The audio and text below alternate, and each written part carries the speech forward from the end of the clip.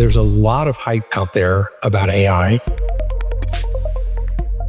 and it makes it sound as though AI is this sort of magic wand, that it can do anything, anywhere, anytime. And I think that CIOs have been around a while, and we tend to be a little bit more down to earth. And I think what we understand is it's a tool. What is this ROI pressure point? Every CEO and every CFO is now under the gun. What it really often means is layoffs.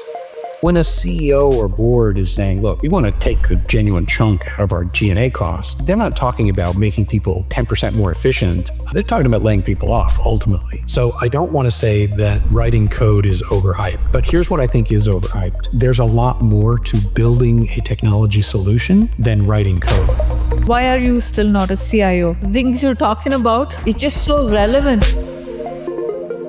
Hello and welcome to a very fantastic and insightful episode on Pitch Cafe podcast. I say this because I have with me Karl Mosgofian, a prominent chief information officer. And CIOs are the busiest people on the planet, trust me. I'm very lucky to have him here. He's been at Gainsight and Cadence Design Systems in key CIO roles. And he's been there, done that. He knows every single challenge there is related to implementing AI systems at scale. It's a different thing when you use AI as a passion or hobby project, but when you've got to implement it in an enterprise system with lots of people buying into it, and it has to deliver profitability, productivity, and whatnot, you name it. This becomes a challenge bigger than just the fascination for AI itself. This is cybersecurity AI integration.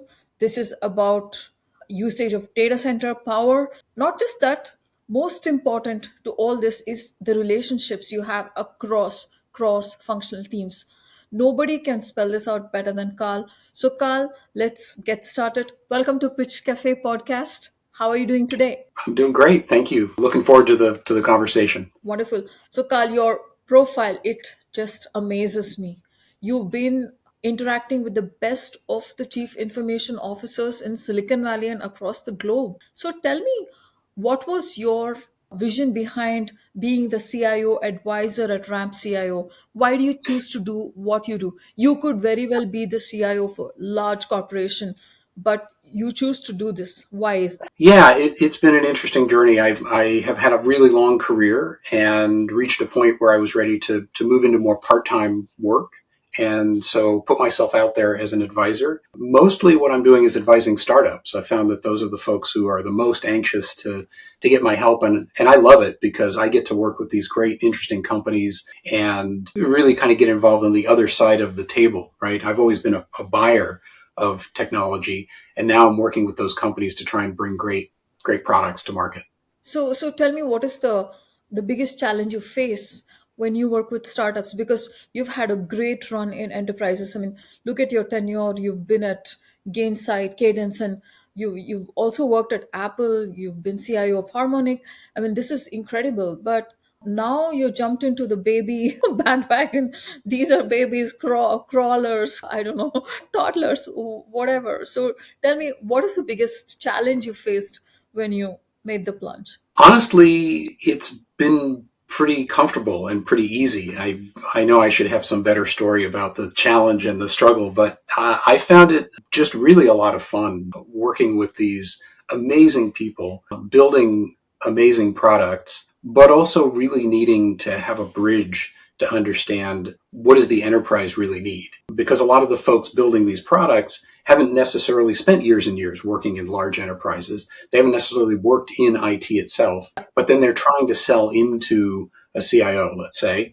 So it's, they need some help to understand what connects their great product to the people who actually need it and how to actually make it work in real life. Wonderful. So let's start with the top. You must have had amazing relationships with boards, obviously, because of your C-suite experience.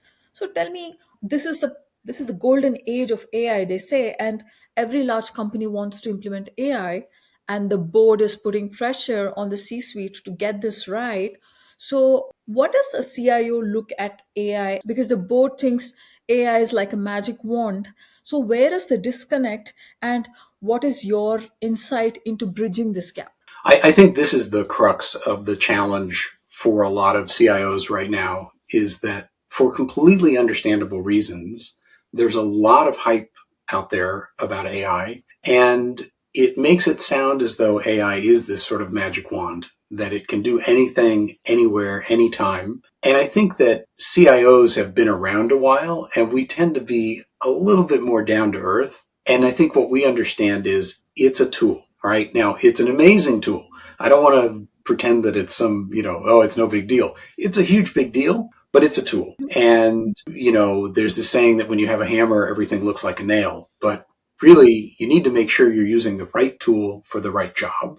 And just because LLM is an amazing technology does not mean it solves all problems for all people all the time. And so it becomes a little painful because boards of directors and CEOs and CFOs are saying, hey, I read this article about how I can save a huge amount on my G&A expenses by using LLM. So let's go.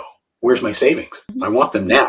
And the CIO is like, look, I have use cases, I have tools, I can apply tools to use cases and achieve some results. But that's what it looks like. It doesn't look like buying everyone a subscription to a chatbot and saying good luck. I think that in the beginning there was a lot of that feeling that, hey, if we just get everybody access to ChatGPT or Gemini or Claude, that somehow magic will happen and our whole company will become way more efficient. And I think people have hopefully realized at this point that it's not that simple. Yeah. There's no question that it's adding value and it is making people more effective and efficient, but it's not like, okay, now we've cut 20% out of our G&A cost or something. Yeah. And so now I think people are more in the mode of, okay, we have to roll our sleeves up. This is not a magic wand. We have to do what we've always done, which is sit down with business groups, understand their pain points, understand the redundant work that's going on and how we can better automate it with new tools that we didn't used to have. Yeah. Some problems that in the past we couldn't solve, maybe with RPA or with some integration tool or something. We have a new tool in our toolbox. So this is great, but it doesn't mean it's going to solve all problems for all people. Yeah, wonderful. That's a great insight. And I think your use case example really helped us. So let's really get into the weeds. And what is this ROI pressure point? Every CEO and every CFO is now under the gun, and the gun is called ROI. So anything measurable with ROI is what you can show the board or you can raise money for. So what does the ROIC look for in today's day and age? I mean, look, there are these Claude code tools which are creating news headlines, and there is this buzz about layoffs causing panic. We heard this news from Jack Dorsey that he laid off 40% of his employees. It's a huge shocker. So what is really the AOI or ROI word? What does it mean? Well, first of all, I think what it really often means is layoffs. Sometimes people will try and sugarcoat this, I think, and say, well, it'll make us more efficient and then we can move people around and stuff. And that's great. And I hope that people do that as much as possible. But when a CEO or board is saying, look, we want to take a genuine chunk out of our G&A cost, they're not talking about making people 10% more efficient. They're talking about laying people off ultimately. Now, maybe what that looks like is, when someone leaves, they don't backfill it or something. It's not necessarily a direct layoff. But let's be clear, all of the value of these companies is coming out of the idea that ultimately they're not just going to be this small productivity tool. They're going to be this large, they're not going to be compared to software companies. They're going to be compared to people, right? The value that you get from AI tools is not going to be about making people marginally more effective. It's going to be about eliminating the need for as many people. And I think people don't necessarily want to talk about that because it's not a happy subject, but I think that's the reality. Having said that, I see very little genuine, hey, we used AI and now we don't need as many people. There are a few use cases which are very powerful. And I think coding is one of them. I think level 1 support is another. But I think, again, to extrapolate from that and say that we don't need people anymore, anywhere, is an overreaction. Yeah. And I do think that some of these announcements of layoffs due to AI, I can't help but wonder how much of that is actually they overhired and now they're sort of using AI as an excuse, because it sounds a lot better instead of saying we messed up and overhired. to say, no, we're innovative and we're using AI. But there's no question, specifically in the coding example, that's one where I think it makes a huge impact. So why can't they create new roles and repurpose the existing people? Well, I mean, I think people, you absolutely can, but at the end of the day, if you're making these investments on the assumption that you're going to ultimately save a lot of money, the way you're going to save money is to not have as many people. So whether that's that you're growing more slowly, Yeah. you're not hiring as many people, or you're laying people off, or whatever that looks like, but that's exactly where those savings come from. So, right, I mean, there's a little bit of, hey, we're using AI in our go-to-market stack, and we're driving revenue. We're driving more revenue than we would have because we have these new tools. So that's great. That's all upside. Yeah. And that doesn't impact people. But I just think the reality is most of the economic impact of AI is going to be because it means there are less people needed. Yeah. So, Carl, let's get into the skin of the founders you work with. Okay. And then let's go through this use case of selling a technology. So, selling a technology has been given many analogies. There are analogies of how to get into the CIO's calendar, get a slot on his calendar. There's, go have dinners, this where you build relationships. And there's also these events where you actually showcase real talent. And there's also this product led growth where you build such an amazing product that people talk about it. And, by word of mouth, the companies, start using it, and then there'll be like freemium to premium and whatnot. So many ways to get into the enterprise bandwagon. What is this challenge looking like? Where is the consensus required? How do you sell technology to an enterprise from a CIO's perspective? What is your advice to the startups? Well, first of all, when you think about things like PLG versus other motions, I think it really depends on your product. There's some things you can't force them to be PLG. And by the way, when people say PLG, I think what they really are saying is self-service. Exactly. Yeah. Part of what they're really saying is not just that the product somehow is so good that it will sell itself, but that people can onboard easily and kind of get a foot in the door, and then you can drive expansion from that. But some products are great for that and some aren't. It's just not something you can do with everything. Yes. I think if you can, you should. Mhm. And I have had the conversation before to sort of challenge people to say, what would it look like if you had the ability for someone to go to your website, swipe a credit card, and at least get started with you? Yeah. And sometimes people will say, well, that's crazy. My product, like, there's no way you could do that. But my argument is always, if you think about that deeply and you think about what you would do if you were to do that, right? You ask that crazy question, you might not get there. It might be that ultimately you say, I can't get there. But the ideas that you would come up with might actually be very worthwhile ideas. Yeah. So you might, in that brainstorming session, say, well, we can make onboarding much more automated. Yeah.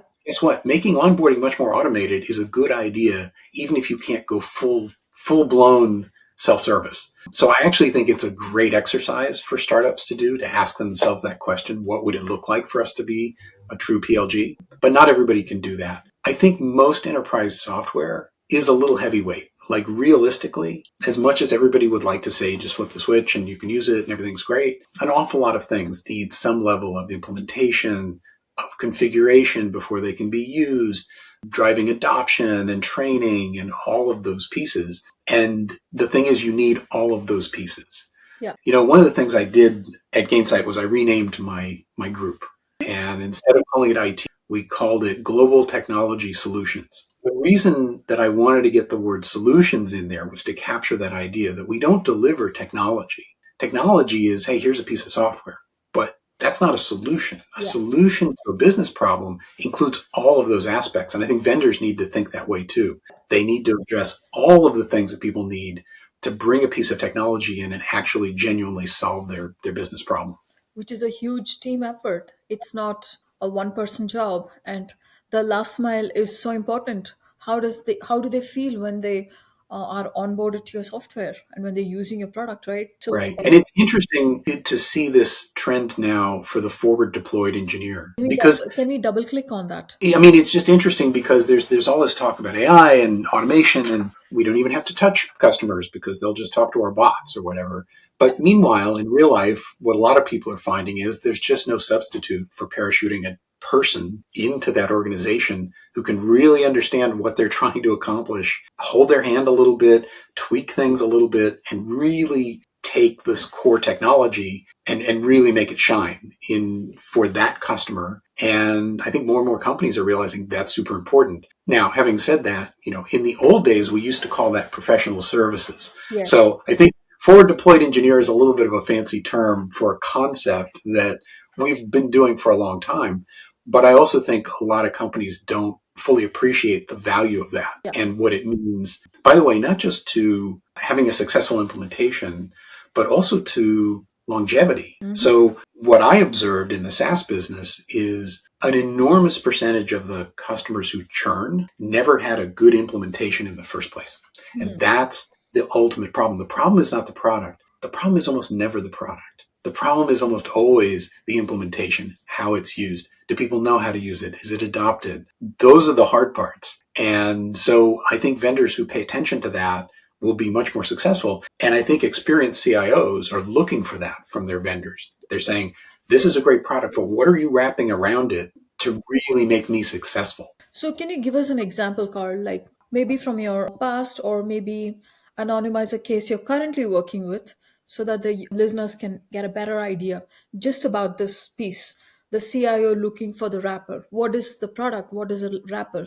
Like a use case. Yeah, I mean, it's very common that, and it's interesting because a lot of times the vendor wants to talk about the product and the CIO wants to talk about the professional services, because we know that that's the make or break. I think at Gainsight, we did a really great job of, we figured out over time that we needed to put really good people in that professional services organization. We need to focus a lot on those implementations because that was the key to all of the future success. And sometimes things drift over time. So something was successful for a while, but it's 3, 4, 5 years later, and things are not working so well. And the customer now is saying, hey, I'm not sure this software is so good after all. Maybe we should look at something else. And quite often what they really need to do is just go back and do some re-implementation, because the thing is, everything changes too. Yeah. So you implement a piece of software, it works beautifully day one. 5 years later, you're a different company. Yeah.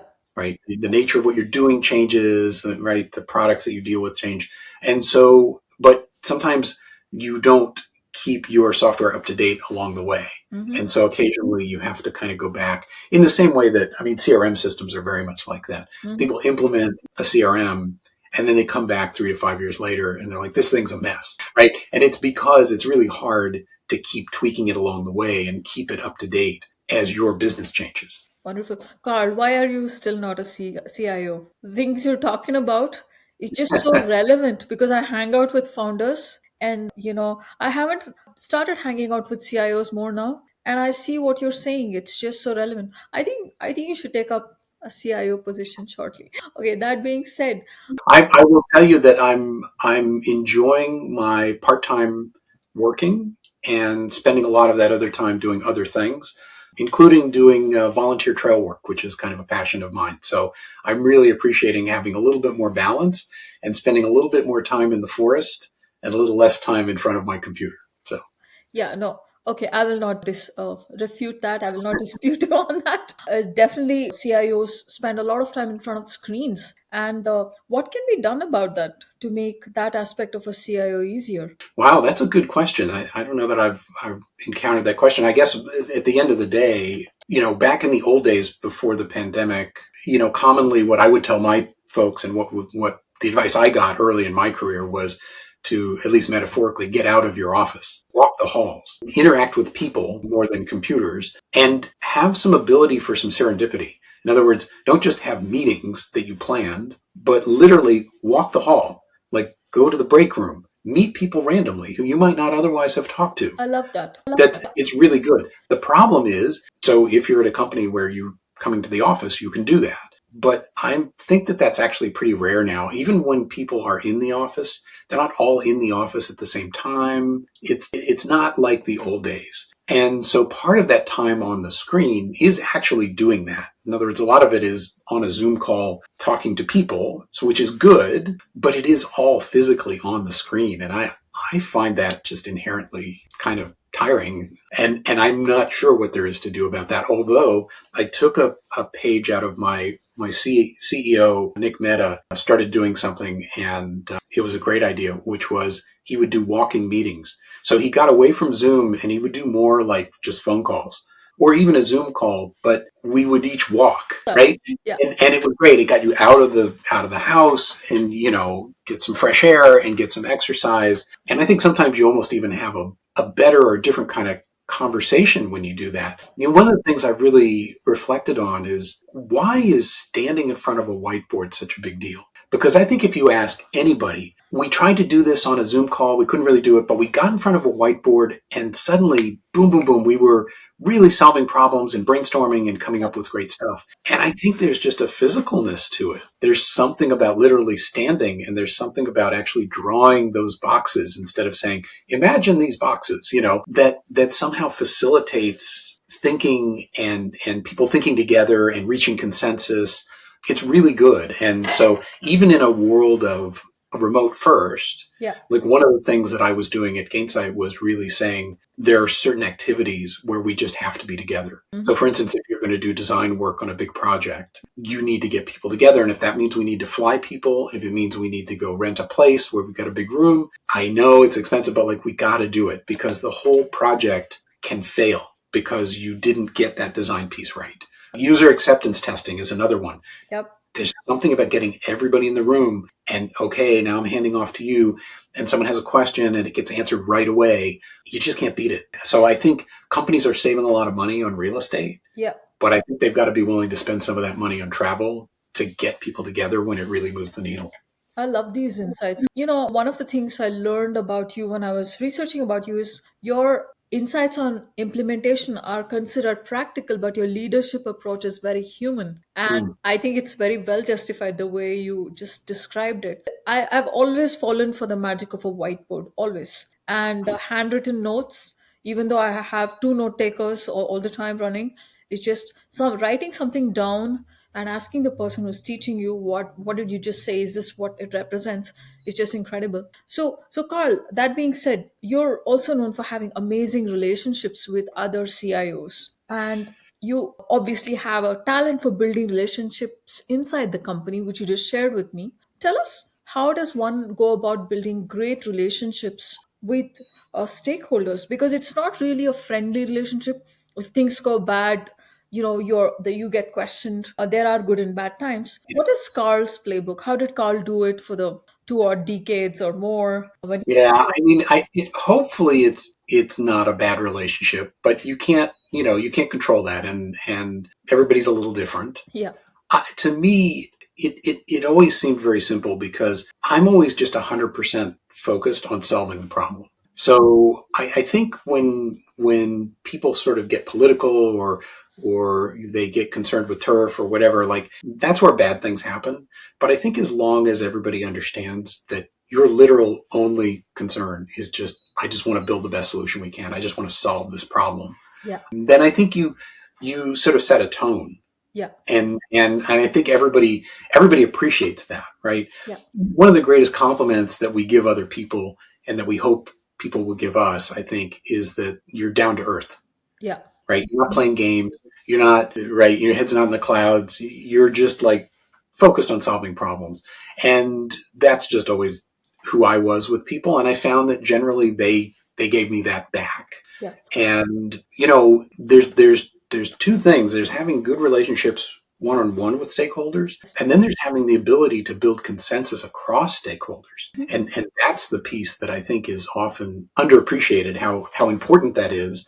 I think in some ways it's one of the most meaningful parts of the CIO job, because there's not really anyone else in the company who can play that role. And when you have a business process that spans different groups, having that business process, having quote to cash work from end to end, nobody really owns that process from end to end. And the CIO ends up being the de facto, maybe not owner of it, but the person who tries to get it to work smoothly across all of those different groups. And I think that that's just a huge part of the job. And if you look at successful CIOs, you'll find people who are good at that. Yes, they have technical knowledge. Yes, they have process knowledge, but they're people who can get a room full of people from different groups with different goals and different objectives and somehow knit them together and walk out with a plan that says, okay, we can all sign up to this. Let's go do this. Yeah, wonderful. So, Carl, are there tactics to this, to getting people to have a consensus, or I actually think the tactic is to not have a tactic. In okay, other words, I actually think the trick to this is to not overthink it, to not have a playbook, to not be trying to manipulate the situation in any way, but to just be 100% honest, open, transparent, and genuinely just be trying to solve the problem. And if you just keep coming back to that, right? And people are arguing and you're like, okay, but we still need to solve this problem. How do we solve this problem? yeah. Like in my experience, like that's when you're actually effective. And I worry sometimes when people are like, oh, well, I have a plan going in and it's like, it's sort of like if you have a script, Yeah. people kind of know you have a script and then they don't kind of trust you as much, right? Like we had some ideas of things we might talk about, but actually we're just having a conversation and you're not like reading off a list of questions. Yeah. And I think people can tell that and it makes it like a genuine conversation and it becomes like meaningful as opposed to, oh, I'm going to pretend this and I'm going to pretend that and we're all going to like posture. And we've all been in those meetings and those meetings are super non-functional. They don't accomplish anything. So, And that's what we're all, you know what I mean? Like that's what everyone operational is trying to avoid that. We're all trying to know, can we just solve the problem? yeah, wonderful.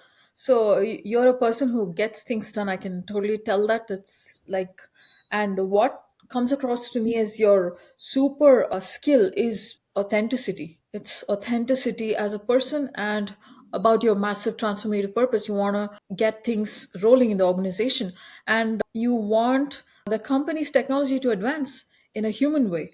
So I think these are all great skills to have.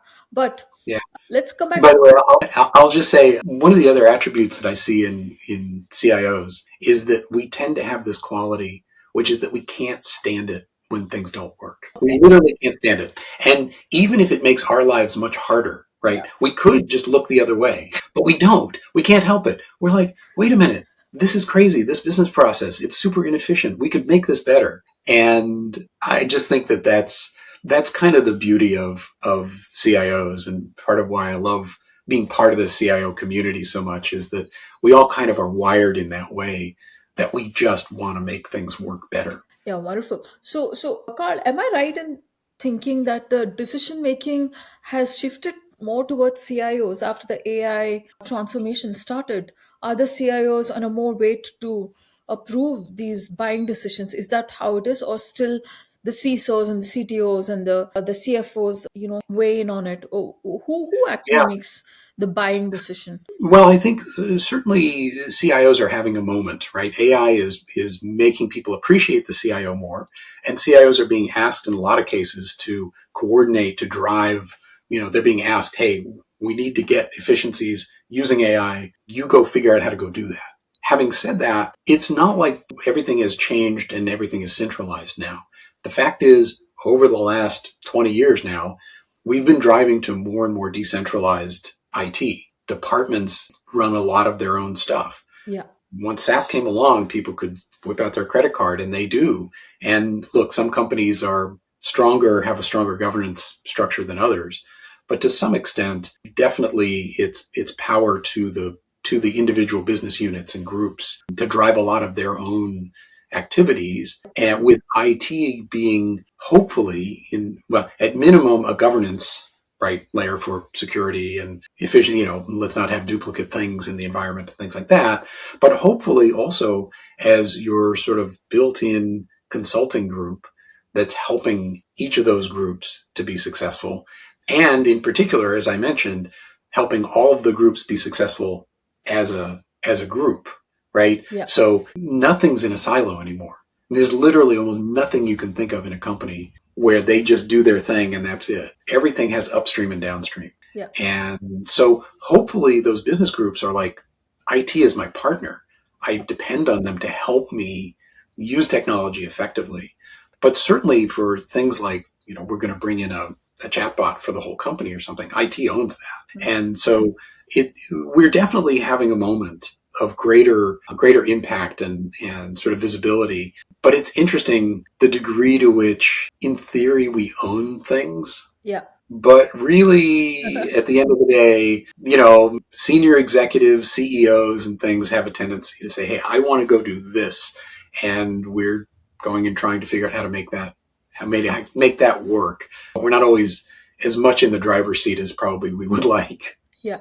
No, I agree. Definitely, there should be more power given to the CIOs because they really know how things work. And I love your idea of professional services, the concept of how it reaches the last mile. So these are great ideas to improve the CIO's portfolio and the way things are looked at. Now, that being said, there's this question founders have: how do buying decisions happen inside a large enterprise? If you can share your perspectives, some people say, top down and bottom up depends on the product, but really, do we have to try both ways, or how does it work? Yeah, I mean, I do think a lot of companies sort of concentrate on the CIO because it's sort of easy, right? You can do a search for CIO and find them. It's easy to know who that person is. And there's a sense that, certainly if you get the CIO interested in your product, that's a great starting point. But it is only a starting point. If a sales rep finally gets that meeting with the CIO and they get them interested, the best thing that they can hear is, I'm going to introduce you to my whatever, the person who actually owns that function, right? Yeah. The CIO is not going to buy it. Yeah. It would be crazy, right? Yeah. First of all, they don't have the time or energy to do a deep dive. But the other thing is, no CIO is going to last if they buy things and then shove them down the throats of their team. Yep. That does not work. Yep. So you can't say, well, I got all excited about this and I bought it, and now team, you go own it. Yeah. That doesn't work. And that's just silly. Anyone who does that is not going to last very long, I think, as a CIO. So I think people should go both directions. By all means, try to get to the CIO. That's great. But don't ignore those functional folks. And even if it's a little harder to find them, make the effort. And, I often tell people, be nice to those folks, right? When you're a CIO, you get a dinner invitation every week. You get so many invitations, you have to pick and choose. You can't go to all of them. But the person who's down in the trenches and they let's say they run the CRM system or they run enterprise applications or something, they don't get a lot of those same opportunities. But because they don't get as many, they're more likely to actually accept your invitation. So spend a little money on those folks. Be nice to those folks. They deserve it. And honestly, if that person is your champion, they'll go to the CIO and say, hey, boss, we got to buy this thing. This is awesome. And that's what you need. Ultimately, you're not going to sell anything if you can't get that. This is a great insight. I love that. And Carl, how do we find them? Are they in the engineering groups? Are they in the product groups? Or Well, it depends on your product, right? So if you sell a product that's used by the Salesforce team, then you need to figure out the who's sales? the Salesforce team, right? Or who are the key people?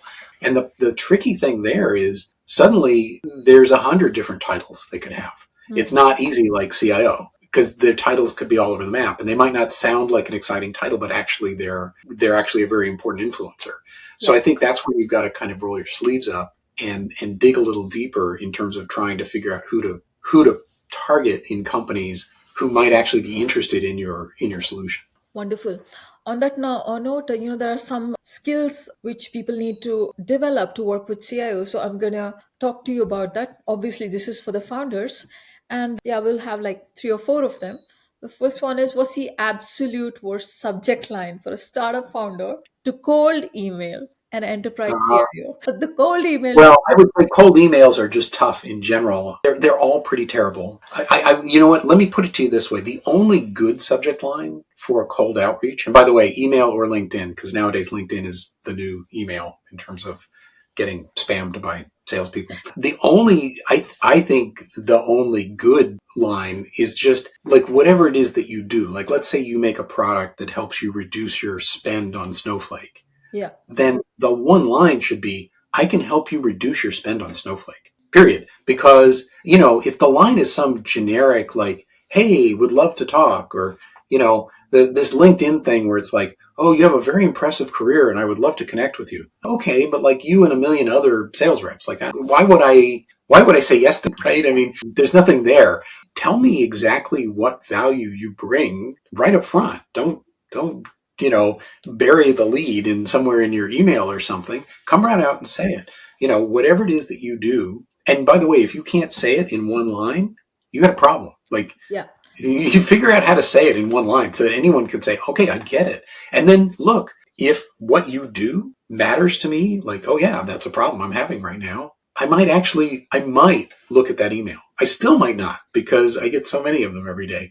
Yeah. But as I'm glancing through, if I see something and it's like, oh, that's actually relevant to me, now at least you have a chance Yeah. of me glancing at the body of the message. So, Carl, the thing about the statement you made, it's showcasing a problem and solving it. Basically, that's what it is about. And there's no personalization per se, but I think personalization can come in the written content. But the title is what the eye grabber, so you want to get that right. Yeah, I mean, we all understand that you can insert my name into a document. Like, it's not like I see my name and think, oh, well, someone hand wrote this to me, and so therefore I should really look at it. The one technique that used to work, and now I think it doesn't even work as well, because I think people are using AI for this, is someone would send me an email and they would say, I loved your podcast. He's like, oh, okay. So now, first of all, you're actually a person and you actually paid some attention and you invested some time. Okay, maybe I'll read the email, right? And it would say, you said this thing in this podcast and I thought it was really interesting. And by the way, I sell this thing and are you interested? And that was effective for a while. But I feel like now with AI, they can generate those even. So Yeah. I'm not even sure that works as well. But I do think when someone sort of demonstrates that they made an effort, Yeah. I mean, that does count for something. I mean, I do feel bad, right? To the extent that some poor person is working their tail off and I'm just ignoring their thing. Yeah. But I also think nowadays it's almost never a person. It's a bot. Yeah. And I don't feel bad about ignoring their stuff at all. Yeah. So Carl, I agree with you. That's what's happening. So I don't take cold outreach very seriously unless they write to me like the way you described. So that's what gets me. Also, I get a ton of these. But when I'm hiring interns, I use this technique. Did they go out of their comfort zone to reach out to me, and what is the effort they've put in to get to me? And if they Yeah. impress me, then they land an internship. So great. What is the most overhyped AI use case you're looking at in the enterprise today? And or what is a use case that should be overhyped but is not? Yeah, I don't know. I mean, the thing is that to some extent, almost all of them are overhyped in the sense that when someone says, hey, AI did a great job of level one support, so why do we need accountants? It should be able to do accounting work. Yeah. Like, that's just not an extrapolation that you can make. Like, maybe it can help in the accounting department, but that's overhyping the value that you can potentially get. So in that sense, all of the sort of magic wand thinking is overhyped. Yeah. I will say, though, one other one, and maybe this will be a little bit contrary, and I want to say it carefully so I don't sound like an idiot, because so the one thing that LLMs are clearly really good at is writing code. So I don't want to say that writing code is overhyped, because it's not overhyped. It's really good at writing code. But here's what I think is overhyped. There's a lot more to building a technology solution than writing code. Yeah. Yeah. I love And this. so when people say, hey, I can spit out 1,000,000 lines of code, Yeah. therefore I don't need software anymore. Yeah. People don't, why do we need CRMs? Yeah. We'll just vibe code a CRM application. We'll just tell it what we want and it'll give it to us. That, I think, is a massive overhype that misunderstands what it actually means to build solutions, and also misunderstands the hard part of software, which is not actually writing the code. And if people think that's all programmers do all day is just physically write code, Yeah. like, no, there's a lot more going on. And so I think that, it'll be interesting to see when sort of that hype and reality meet. Because I think what people are going to find is, I think you can almost make the problem worse. So to say, oh, all I have to do is tell it what I want and it'll write the code, that's great. But figuring out what you want is actually really hard. Writing the spec is really hard. And so having it be easier to spit code out before you maybe know exactly what you want may actually just create more problems than it solves, because now I've got all this piles of code, but it doesn't quite work, but I haven't really figured out. And now if I want to make a change, now I'm maintaining code, which is way harder than writing code. So again, Yeah. people sort of see the headline, which is I can write that initial code really fast with LLMs. That's great. But it's a long way from there to a sustainable technology solution. Yeah. So, Carl, this is the I think the closest reality check I've had in whole 18 months of my podcasting career. Nobody has gotten this close to reality. I certainly think you should take the CIO job. Okay. Now, Well, I have to tell you, though, what I'm saying and the way that I'm talking is not uncommon. So CIOs as a group tend to just have their feet on the ground and be very practical and understand because we've lived through multiple levels of hype. yeah. And again, we appreciate like it's not that the technology isn't super important, but there's all this other aspects to actually creating solutions. And the people in the world who understand that better than anyone are CIOs. Yeah, wonderful. And since you were a champion of the IT department and you've elevated it with many different perspectives, what is an most unrecognized role in an enterprise, the underrated role in an enterprise in the IT department? You want Mm. to make that. I definitely have an answer to that. I have a strong opinion, and it ties into exactly everything we're talking about, which is the business analyst. So the business analyst is the person who sits with the business group, understands their process in real detail. They'll often literally sit with someone and say, "Let me just watch how you work. I want to really understand what's really going on." And then they serve as the bridge between that business group and the business process and the technology, maybe a programmer or somebody like that. And their job is to deliver a solution, again, in all its aspects, including the training, the adoption, the full understanding, the integrations. How does this play? How does this connect to other stakeholders? And I think that the business analyst has always been such an important role and probably an underappreciated role. Yeah. And I think it's only more important now. Making it easier to have lots more tools Yeah. only makes that ability to genuinely craft a solution that much more important. Again, just throwing a lot of technology at things not only may not help you, it may make it worse. Yeah. So no, that's great. I mean, this also ties into the thesis that orchestrator roles are going to become more and more important in the AI world, and the BA role is definitely an orchestrator role. They're getting input from Exactly. all sides, and they make sure it's smooth. And yeah, this is great. And a fun question I've been wanting to ask you ever since I met you is, what is, if you had to start a B2B SaaS company today, what boring enterprise problem would you solve? Like you have the power to say, I gave you the magic wand, I gave you funding, and then I get you the right team, and then what would you build? What problem would you solve? Well, I think, first of all, I think those boring problems are often some of the most interesting, really, and some of the most lucrative, right? Because not a lot of people want to go after them, but they're super important.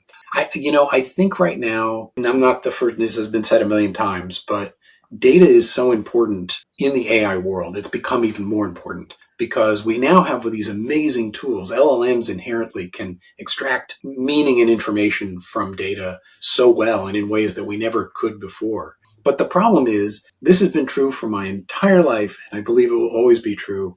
Garbage in, garbage out, Yeah. right? You're only as good as the data you're pointing to. Yeah. And our enterprise data is often quite a mess, or we just don't have certain things. So, for example, I've got a buddy who's starting a company that goes through your box folder and your Google Drive folder and just cleans it up. Like literally just gets rid of the junk and the duplicates and the old stuff and cleans it up to a point where now you say, great, I've got this magical, wonderful AI tool and I can just point it at my box folders and it'll find all this great data. It actually finds great data because you've gotten rid of all the junk. You've cleaned it up. I think things like that are critical to actually getting us to the next level of value in AI. Another good example, we talked about chatbots. Level one support is a great use for LLMs and they're super good at it, but they're only as good as the knowledge base that you point them at. And so a lot of people look at that and are like, well, this is great. All I have to do is point this at my knowledge base, but I don't have a knowledge base or it's not very good. Yeah. It's full of out of date documents and things. And so, there are folks out there who are doing things to build tools to help you build the knowledge base so that someone doesn't have to physically write this whole thing from scratch. I think stuff like that is where it's at. I think stuff like that is going to be super important to unlock the capabilities of a lot of these AI tools. So no, so if I hear you right, you're saying that turning unstructured data into wisdom or knowledge or wisdom is, That's a good way to put it. Yeah. yeah, that's a mile which you need to traverse.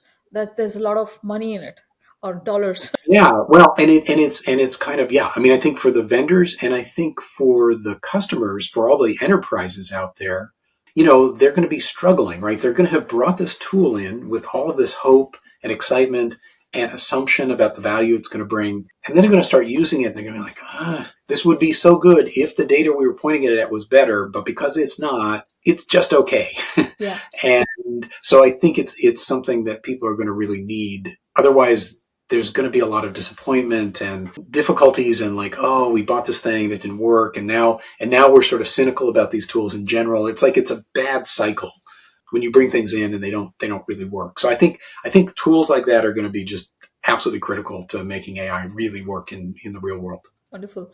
So Carl, I could go on and on. Thank you so much for doing this. It was a great conversation. Anything you want to share with the audience about how to take on the AI bandwagon in the enterprise at this moment? People are in panic. Anything you would like to say? I, and I'll say something, and this is sort of the CIO mindset in general. Is basically when everyone around you is freaking out and is all excited, or they're really worried, or they're freaked out about anything.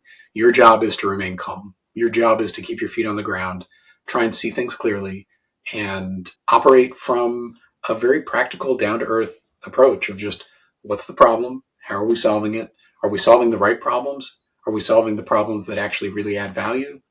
It's the same questions we've always asked of every technology. And granted, this is a really unique, interesting technology, but Yeah. it's another technology, and we should apply those same fundamental principles, I think. And then I think we'll do okay. Wonderful. Thank you, Carl. Last question. How can people reach you if they wish to work with you on the CIO advisory or any other roles that they can think of? What is the best way to Yeah. approach you? Yeah. I think the easiest thing is to look me up on LinkedIn. I have a website and stuff too. I have a company name, which is rampcio.com, but feel free to reach out to me on LinkedIn. But please tell me that you heard me on this podcast, because I get so many random connections and I just kind of ignore them because I'm not one of those people who will just connect with everybody in the world. I want to have some reason why we're connecting. So just send me a note and say where you heard me. But yeah, happy to talk to folks. Wonderful. Thanks, Carl. And love to have you back once again. Thank you so much. Yeah, this is fun. Thanks.